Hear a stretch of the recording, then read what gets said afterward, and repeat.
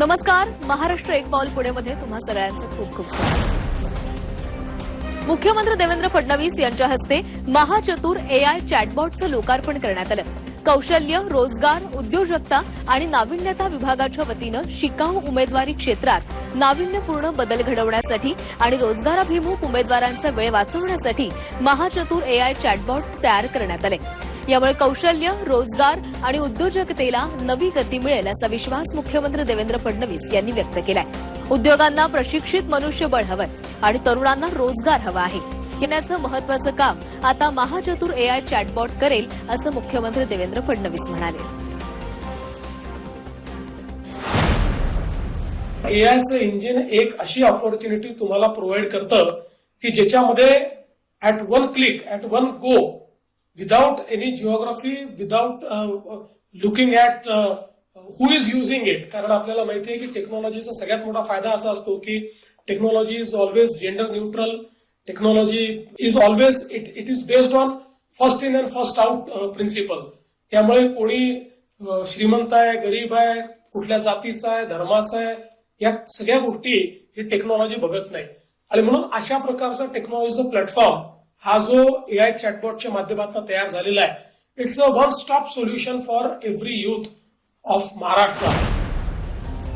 36वी महाराष्ट्र राज्य पोलीस क्रीडा स्पर्धा 2026 अगदी उत्साहामध्ये घडली आहे. या क्रीडा स्पर्धेच्या समारोप समारंभामध्ये मुख्यमंत्री देवेंद्र फडणवीस उपस्थित होते.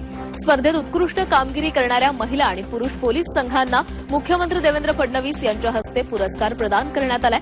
महाराष्ट्र राज्य पोलीस क्रीडा स्पर्धेचं यजमानपद यावेळी मुंबईला मिळालेलं आणि यजमान संघानं पुरुष आणि महिला अशा दोन्ही गटांमध्ये उत्कृष्ट संघाचा पुरस्कार पटकावलाय.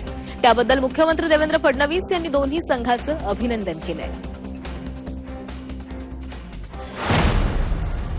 आपल्याला कल्पना आहे की महाराष्ट्राचा पोलीस फोर्स देशातल्या सर्वात मोठ्या पोलीस फोर्सपैकी एक आहे.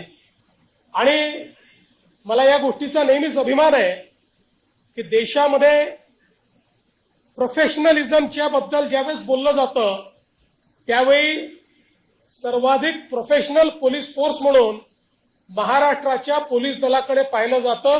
हे आपल्या सगळ्यांकरता अतिशय अभिमानाची. पुण्यश्लोक अहिल्यादेवी होळकर यांच्या त्रिशताब्दी जन्मोत्सवाचं औचित्य साधून महाराष्ट्र शासनाच्या जलसंपदा विभागाकडून गोदा ते नर्मदा जलयात्रेचं आयोजन करण्यात आलं. मुख्यमंत्री देवेंद्र फडणवीस यांच्या हस्ते श्री क्षेत्र त्र्यंबकेश्वर इथं या जलयात्रेचा शुभारंभ पार पडला. महाराष्ट्रातील नद्या एकमेकांना जोडून राज्य दुष्काळमुक्त करण्याचा संकल्प शासनानं केला आहे.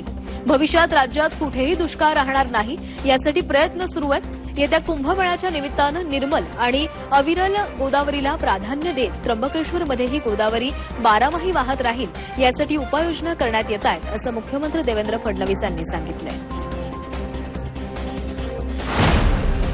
अल्पसंख्याक विकास विभागाच्या विविध योजनांचा आणि जैन अल्पसंख्याक आर्थिक विकास महामंडळाच्या कामकाजाचा आढावा घेण्यासाठी उपमुख्यमंत्री तथा अल्पसंख्याक विकास मंत्री सुनेत्रा पवार यांच्या अध्यक्षतेखाली सह्याद्री अतिथीगृह इथं बैठक आयोजित करण्यात आली होती.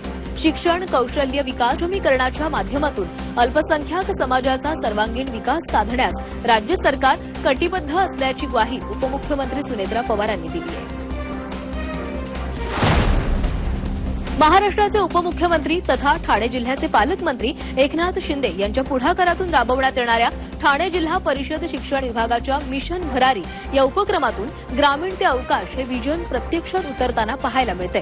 ठाणे जिल्ह्याच्या ग्रामीण भागातील जिल्हा परिषद प्राथमिक शाळांमधील इयत्ता 5वी ते 8वी मध्ये शिकणाऱ्या जवळपास 9,500 विद्यार्थ्यांमधून निवड झालेल्या एकूण 60 गुणवत्ताधारक विद्यार्थ्यांना थेट इस्रोसारख्या जागतिक दर्जाच्या संस्थेला भेट देण्याची संधी मिळते.